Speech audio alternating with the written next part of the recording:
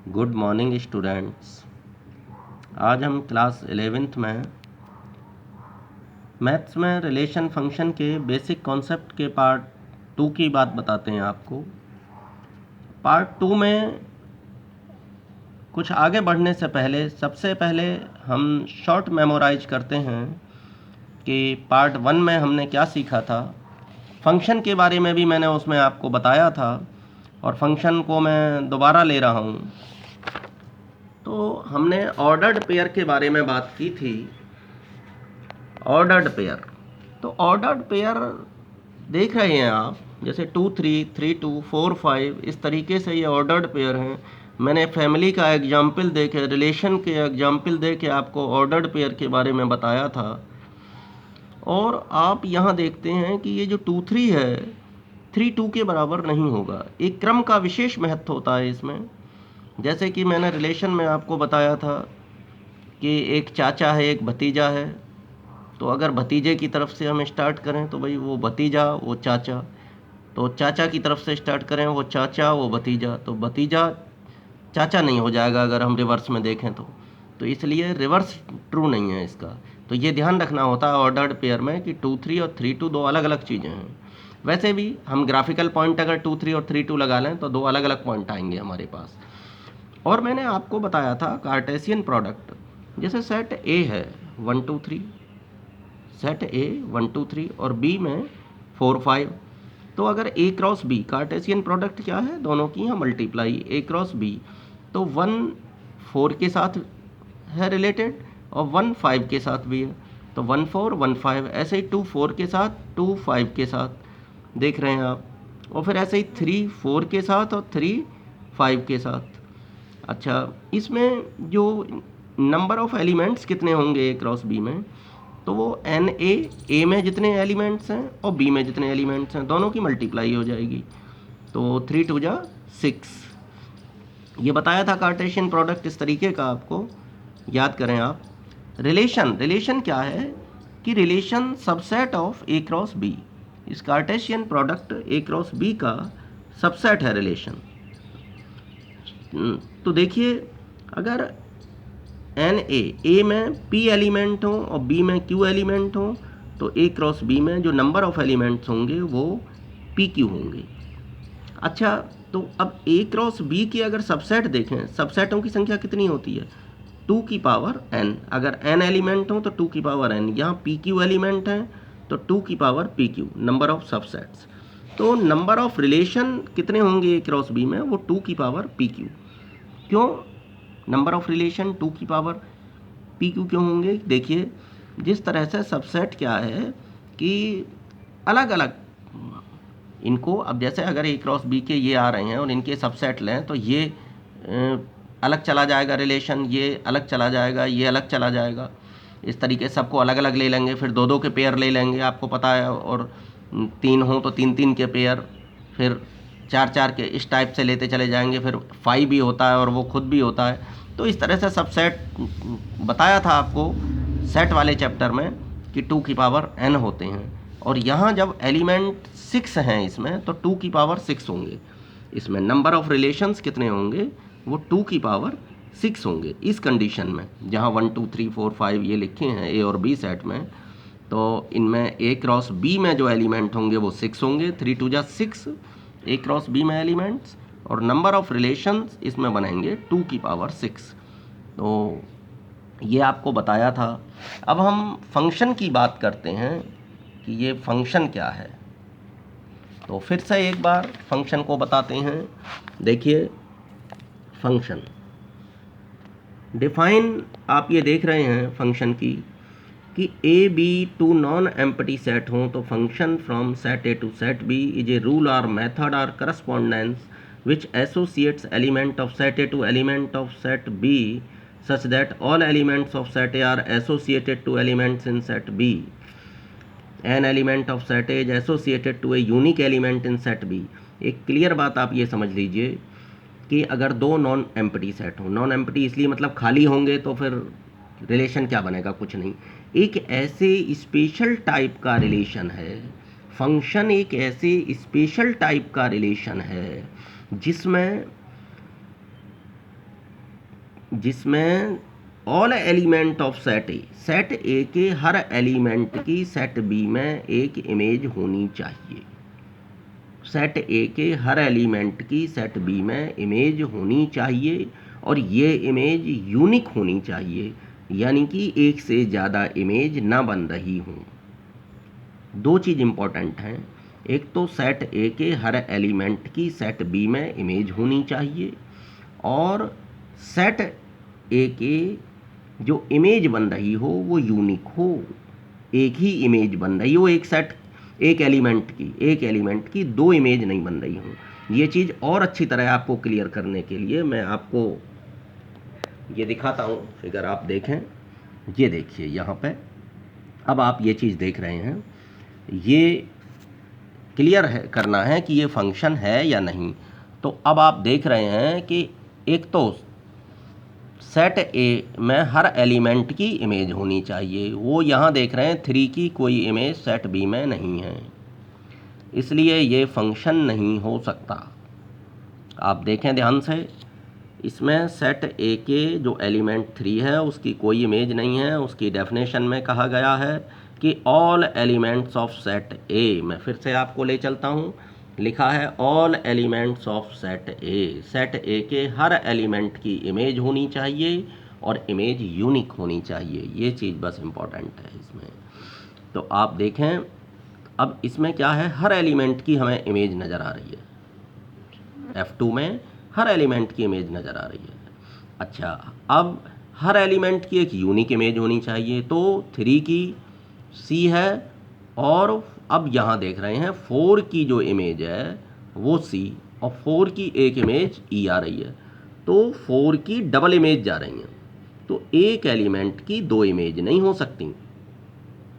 अगर आप function x equal to x square ले रहे हैं कहीं भी, या function x equal to x plus 2 ले रहे हैं सपोज कीजिए, तो ये भी एक फंक्शन हो गया। अब क्या है, आप देख रहे हैं आपके डबल आंसर नहीं आते, यहाँ पे आंसर एक ही आएगा। सोल्व करने के बाद जो वैल्यू आएगी फंक्शन x की वो सिंगल आनी चाहिए। तो ये 4, अब हम यहाँ देख रहे हैं, ये देख पा रहे हैं हम 4, तो 4 के आप देख रहे हैं एक तो C आ गई इमेज और 4 की इमेज E आ गई। ये डबल इमेज फंक्शन में संभव नहीं है, इसलिए ये भी फंक्शन नहीं है। अच्छा, अब आप इस पर देखिए, 1 2 3 4 सबकी इमेज मैं देख रहा हूँ कि B में सबकी इमेज है, 1 की A, 2 की B, 3 की भी B है, लेकिन 4 की D हो गई, डबल इमेज नहीं है। इस चीज़ को आप क्लियर कर लें। देखो यहाँ डबल इमेज नहीं है, यूनिक इमेज है। दो चीज़ इंपॉर्टेंट है, हर एलिमेंट की इमेज होनी चाहिए, इमेज यूनिक होनी चाहिए, हर एलिमेंट की एक ही इमेज होनी चाहिए। 2 की इमेज भी है, 3 की इमेज भी है, लेकिन 3 की दूसरी कोई इमेज नहीं है, B है। 2 की दूसरी कोई इमेज नहीं है, B है। तो इस तरीके से तो ये संभव है, इसलिए ये फंक्शन है। तो फंक्शन में मैंने आपको फिर याद दिला रहा हूँ क्या चीज़ मैंने इम्पोर्टेंट बताई थी। फंक्शन में मैंने आपको जो इम्पोर्टेंट बताई थी वो हर एलिमेंट की इमेज होनी चाहिए और यूनिक इमेज होनी चाहिए, एक से ज़्यादा इमेज नहीं होनी चाहिए। तो ये F3 एक फंक्शन है। चलिए F4 पर फोकस करते हैं। अब इसमें आप देख रहे हैं 1 2 3 4 सबकी इमेज है, 1 की B, 2 की C, 3 की D और 4 की E। तो ये भी एक फंक्शन है। क्लियर हुआ, ये फंक्शन है, ये चीज़ क्लियर है कि फंक्शन है। तो F3 और F4 फंक्शन है। अब देखिए मैं आपको बताता हूँ, ये तो आपको फंक्शन की कॉन्सेप्ट क्लियर हो गई। एक मैंने आपको और चीज़ बताई थी पिछली लेक्चर में, आपको ध्यान हो, मैंने बताया था जैसे राजा दशरथ के 3 रानियाँ थीं, कौशल्या, सुमित्रा, कैकेयी, तो वो रिलेशन था वाज हस्बैंड ऑफ, तो उनकी 3 रानियाँ थीं, तो वो एक रिलेशन हो सकता है, हस्बैंड वाइफ का वहाँ एक रिलेशन हो सकता है, ठीक है, वो है रिलेशन, लेकिन वो फंक्शन की कैटेगरी में नहीं आएगा, क्योंकि वहाँ ट्रिपल इमेज बनेंगी। दशरथ की वहाँ ट्रिपल इमेज जाएंगी, तीनों रानियों के साथ जो हस्बैंड वाइफ की इमेज जाएगी, तो वो दशरथ की ट्रिपल इमेज जाएगी वहाँ पे, और वो होनी नहीं चाहिए। फंक्शन की डेफिनेशन में वो नहीं आता, इसलिए वो रिलेशन है लेकिन फंक्शन नहीं है। क्लियर हुआ? मैंने आपको इससे भी क्लियर करने की कोशिश की थी। इस बार इस डायग्रामिक मेथड से मैंने आपको फंक्शन को क्लियर करने की और ज़्यादा कोशिश की है। अब आप देखें domain, codomain and range of the function, ये इम्पॉर्टेंट होता है। फंक्शन एक इम्पॉर्टेंट कॉन्सेप्ट है मैथमेटिक्स में, तो इसलिए ध्यान से समझें हर चीज़ को।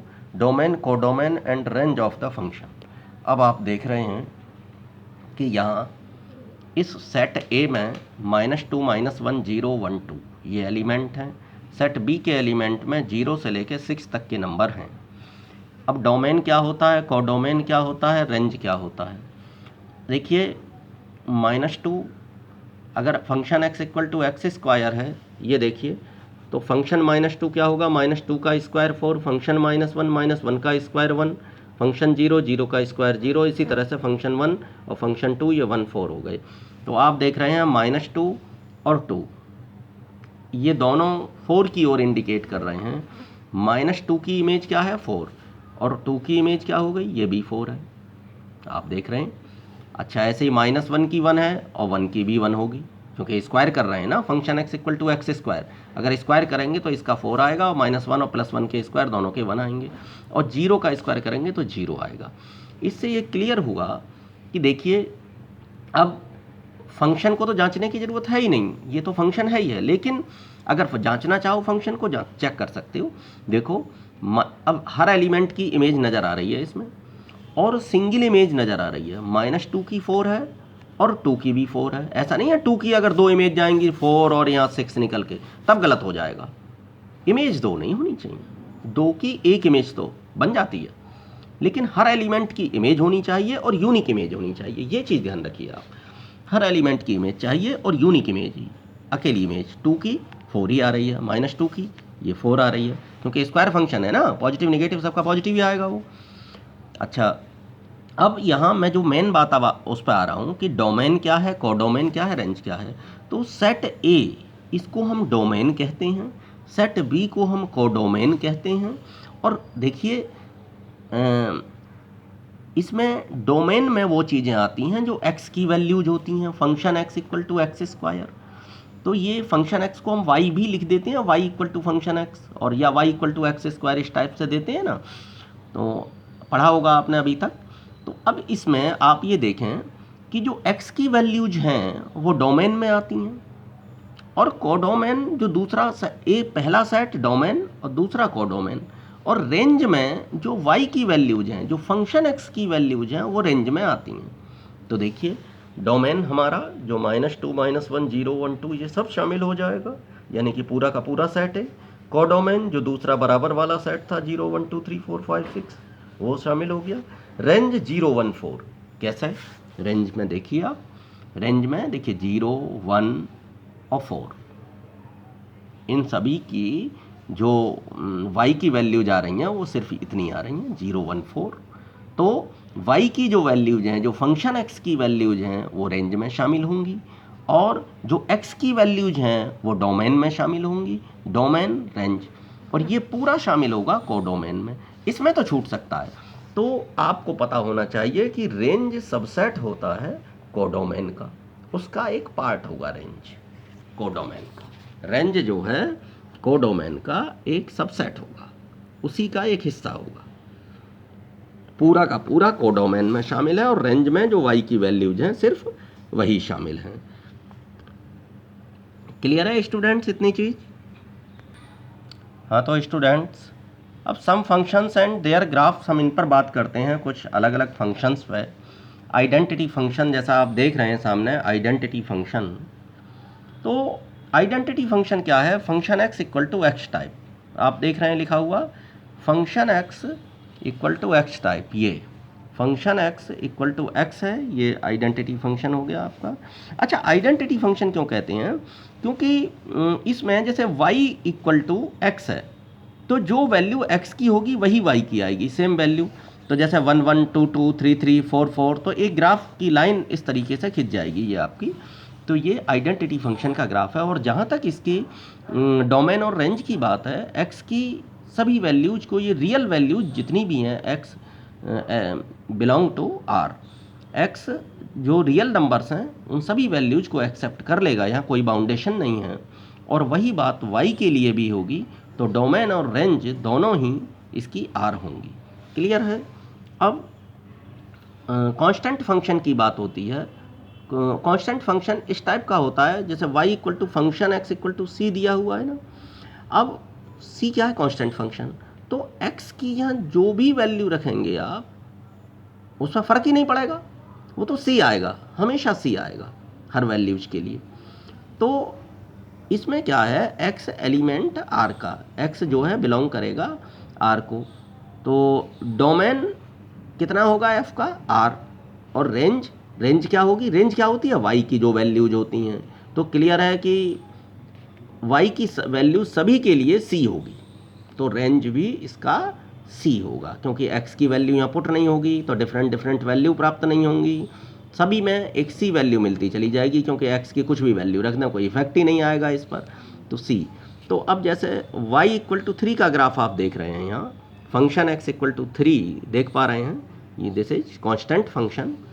तो एक स्ट्रेट लाइन इस तरीके की आ गई, y इक्वल टू 3, तो फंक्शन x इक्वल टू 3। अच्छा, पॉलिनोमियल फंक्शंस, पॉलिनोमियल आप जानते हैं, लीनियर पॉलिनोमियल होता है, क्वाड्रेटिक पॉलिनोमियल होता है, क्यूबिक पॉलिनोमियल होता है, इस तरीके के पॉलिनोमियल्स आपने पढ़े हैं। तो पॉलिनोमियल फंक्शन की बात करते हैं, इसने क्या किया है, इसको डिफरेंट वैल्यू रखकर उसको लिया है। ये जो क्वाड्रेटिक पॉलिनोमियल है उसका ग्राफ है। कैसे? देखिए, जो नेगेटिव वैल्यूज हैं, नेगेटिव वैल्यूज का y function x equal to x square है। ये पॉलिनोमियल फंक्शन क्या है? Function x equal to x square है। ये देखिए, function x equal to x square है। तो यहाँ आप देख रहे हैं कि जो वैल्यूज का स्क्वायर होगा तो पॉजिटिव वैल्यू प्राप्त होगी, तो इधर जैसे आएगा ग्राफ, और ये निगेटिव वैल्यूज के लिए भी ऊपर ही जाएगा लौट करके। तो इस टाइप की शेप बनाता है, ये क्वाड्रेटिक पॉलिनोमियल का ग्राफ है। और इसमें जहाँ तक डोमेन रेंज की बात है, तो सभी वैल्यूज जो रियल वैल्यूज हैं उनको ये लेगा, और जो रेंज इसकी होगी, रेंज क्या होगी? रेंज में आप देख रहे हैं कि ये निगेटिव वैल्यूज तो लेगा नहीं, क्योंकि स्क्वायरिंग है ना, तो ऑल पॉजिटिव वैल्यूज हो जाएंगी इसकी, निगेटिव वैल्यूज नहीं लेगा। अच्छा, function x equal to x cube, function x equal to x cube का आप देख रहे हैं, तो ये इस टाइप का ग्राफ बनेगा। कुछ मुझे आगे इम्पॉर्टेंट फंक्शंस हैं उनके बारे में बताना है। तो function x equal to x cube का क्लियर है। अब इसमें यहाँ वही है कि देखिए, फंक्शन 0 का 0, फंक्शन 1 का 1 की क्यूब 1, फंक्शन -1 की क्यूब -1, फंक्शन 2 की 8 आ गई, 2 की क्यूब कितनी आ गई? 8, फंक्शन -2 की क्यूब -8 आ गई। तो इस तरीके से वैल्यू पुट करते चले गए और इसमें पॉइंट रखते चले गए, पॉइंट रख के इस टाइप का ग्राफ मिलेगा हमें function x equal to x cube का। अब एक रेशनल फंक्शन होता है function x upon gx type. अच्छा, अब इसमें आप देख रहे हैं, ये इसमें आप ये function x equal to 1/x का ग्राफ देख रहे हैं इस समय। ये यहाँ थोड़ी सी एक बात ध्यान रखनी पड़ती है कि x की ये सभी वैल्यूज लेगा, किसको छोड़ करके? कि 0 वैल्यू नहीं लेगा, क्योंकि x की वैल्यू जब 0 हो जाएगी तो ये फंक्शन क्या हो जाएगा? इनफाइनाइट हो जाएगा। तो इसलिए ये 0 वैल्यू को नहीं ले। देखिए, लिखा हुआ है domain is all real numbers accept 0। 0 के अलावा डोमेन क्या है? x की वैल्यूज हैं, तो x की वैल्यूज इसमें 0 नहीं चल सकती, क्योंकि 1/0 इन्फिनिटी आ जाएगा। बाकी जितने भी रियल नंबर्स हैं सब हो सकते हैं। तो इसका जो डोमेन है वो r-0 कह सकते हैं आप, r-0, 0 को छोड़ दिया देना पड़ेगा। It's range is also all real numbers accept 0। Range में भी 0 नहीं आएगा, बाकी सब आएंगे इसके। The graph of f is given. देखो, इस तरीके से ये इसका ग्राफ दिया हुआ है, जो ग्राफ ड्रॉ किया गया है, इस तरीके का ग्राफ आया है। अब मैं आगे कुछ इंपॉर्टेंट फंक्शंस की बात और करता हूँ जो आपने शायद अभी तक नहीं पढ़े हैं। मॉडुलस फंक्शन, मॉडुलस फंक्शन क्या है? मॉडुलस फंक्शन, जैसा कि आप देख रहे हैं फंक्शन को किस तरीके से लिखा गया है यहाँ, ये फंक्शन x इक्वल टू, और ये x जब x greater than equal to 0 है, और ये माइनस एक्स होगा जबकि x लेस देन 0 है उस कंडीशन में। ठीक है, तो ये आप देख रहे हैं और इसका ग्राफ देख रहे हैं मॉडुलस फंक्शन का, मोड फंक्शन का किस तरीके का ग्राफ है। तो आप ये देखें, आप ये देखें, देखिए अब क्या है, मोड फंक्शंस जो है ये इस तरह का होता है कि x की वैल्यू जब 0 से बड़ी है या उसके बराबर, दैट इज पॉजिटिव वैल्यू के लिए ये x होता है, और जो निगेटिव वैल्यू होती है उसके लिए माइनस एक्स होता है।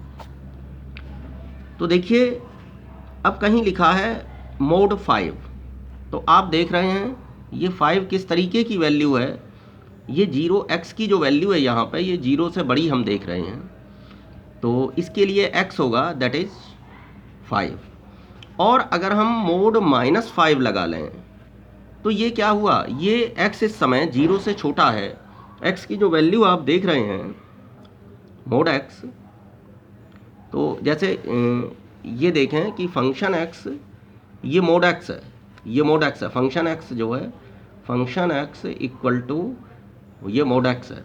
तो मोड x दो तरीके से डिफाइन होगा, x और माइनस एक्स, अगर और 0 से छोटा है तो माइनस एक्स। अब ये कितना हो गया, माइनस x की वैल्यू क्या है, -5। देख रहे हैं आप, अगर x 0 से छोटा है और ये 0 से छोटा है, कितना है, -5, और -5 माइनस एक्स से डिफाइन है, तो -5 कितना हो गया, माइनस प्लस का 5। तो सिंपली हम कह देते हैं कि जो मोड फंक्शन है अगर उसके अंदर पॉजिटिव निगेटिव कुछ भी रखा हो तो पॉजिटिव वैल्यू देता है। वैसे है क्या, एक्चुअली है क्या, जब 0 से बड़ा है तो x है, 0 से छोटा है तो -x है। तो मोड फंक्शन क्लियर हो गया, ज़रूरत पड़ेगी मोड फंक्शन की आगे हमें, तो ये आपको बिल्कुल क्लियर होना चाहिए मोड फंक्शन। अब सिग्नम फंक्शन आता है, सिग्नम फंक्शन आप देख रहे हैं, ये इसका ग्राफ सिग्नम फंक्शन का, और ये आप देख रहे हैं मोड x अपॉन x। तो सिग्नम फंक्शन क्या होता है, जो मोड x अपॉन x, ये है सिग्नम फंक्शन। अब ये कैसे, ये कि 3 वैल्यू जिसकी होती हैं, 1 अगर x से बड़ा है तो 1 वैल्यू देगा, x के बराबर है तो 0 के बराबर है तो 0 वैल्यू देगा, और 0 से छोटा है तो -1, 1 0 और -1, इसकी रेंज क्या हुई, देखिए x क्या है, x R टू R, यानी कि जो डोमेन है वो तो पूरा आ रहा है, रियल नंबर, कोई सा भी रियल नंबर रखिए, तो इसमें देखिए 0 से बड़ा होगा या 0 के बराबर होगा या 0 से छोटा होगा, सब कुछ कवर हो गया।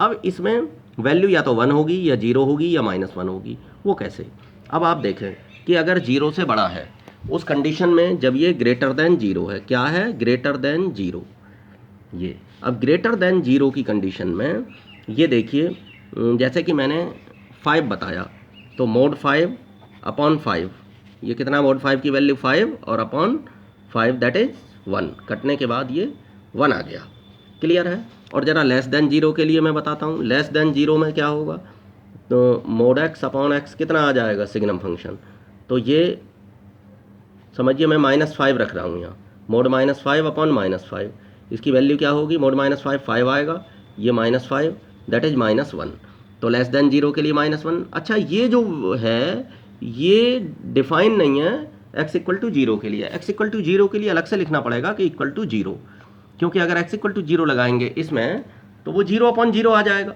जो नॉन डिफाइंड है, मैथ में अनडिफाइंड फंक्शन है 0 अपॉन 0, तो वो नहीं आना चाहिए, तो इसलिए अलग से डिफाइन करा है कि x इक्वल टू 0 के लिए यहाँ ये।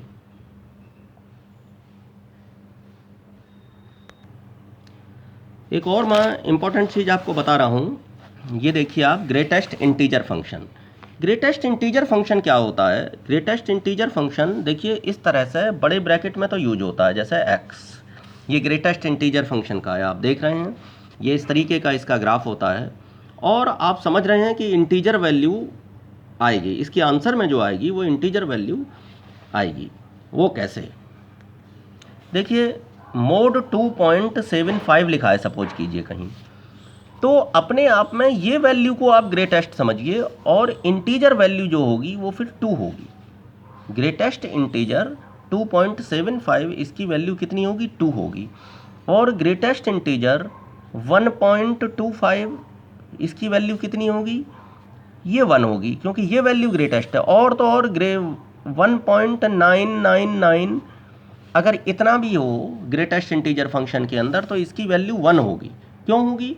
क्योंकि इससे ऊपर नहीं जा सकता, ये वैल्यू ग्रेटेस्ट है। इसको हम फ्लोर फंक्शन भी कहते हैं, फ्लोर डाउनवर्ड होता है ना, नीचे, तो वैल्यू जो हमेशा नीचे जाती है, वैल्यू हमेशा नीचे जाती है, इसलिए इसको फ्लोर फंक्शन भी कहते हैं, इसकी वैल्यू हमेशा नीचे जाती है। अब आप देखें अगर 2 ही लिखा हो यहाँ तो वैल्यू 2 होगी, अगर 5 लिखा हो तो वैल्यू 5 होगी। अभी तक माइनस के लिए मैंने आपको नहीं बताया, जरा ग्रेटेस्ट इंटीजर फंक्शन फटाफट माइनस का 1.5 देखिए कितना आएगा।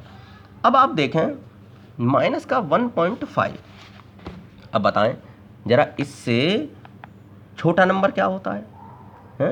-1 छोटा होगा, -2 छोटा होगा, तो -2 इसका छोटा नंबर होगा यहाँ। ये देख लें ग्रेटेस्ट इंटीजर फंक्शन में, ये देखें कि देखिए -2 छोटा है और माइनस का 1.5, जो छोटा नंबर होता है वो बड़ा होता है, बड़ा नंबर छोटा होता है। नेगेटिव में जस्ट अपोजिट होता है ना, ये आप जानते हैं, नीचे को और चलता चला जाएगा नंबर। तो -2 आएगा, -1.5 का अगर हम इसका निकालें माइनस का 1.9 का ग्रेटेस्ट इंटीजर, तो ये -2 आएगा डेफिनेटली। और -2 है तो फिर -2 है ही, -2 है तो क्लियरली वो -2 ही आएगा, उसमें तो कोई बात ही नहीं जो पूरा पूरा है। अच्छा, एलजेब्रा ऑफ 2 रियल फंक्शंस, ये बिल्कुल सिंपल चीज़ होती है। देखो आप देख रहे हैं f प्लस जी एक्स, तो फंक्शन x प्लस जी एक्स, प्लस वाले में सेपरेट फंक्शन लग जाएगा। ऐसे ही सब्ट्रैक्शन में बिल्कुल सेपरेट लग जाएगा, f माइनस जी एक्स, फंक्शन x माइनस जी एक्स। मल्टीप्लिकेशन बिल्कुल सिंपल है, फंक्शन x और उसकी मल्टीप्लाई हो जाएगी, स्केलर से करें या वैसे ही मल्टीप्लाई करें दो फंक्शन की, function x F G x, तो फंक्शन x इंटू जी एक्स, बिल्कुल मल्टीप्लाई बिल्कुल सिंपल है। ऐसे ही डिवाइड है, वो भी f अपॉन जी होगा कहीं पर, तो फंक्शन x अपॉन जी एक्स हो जाएगा। तो ये जो है इसका एलजबरा बिल्कुल सिंपल एलजबरा है, एलजबरा में कोई स्पेशल बात नहीं है वहाँ। तो thank you, have a nice day student.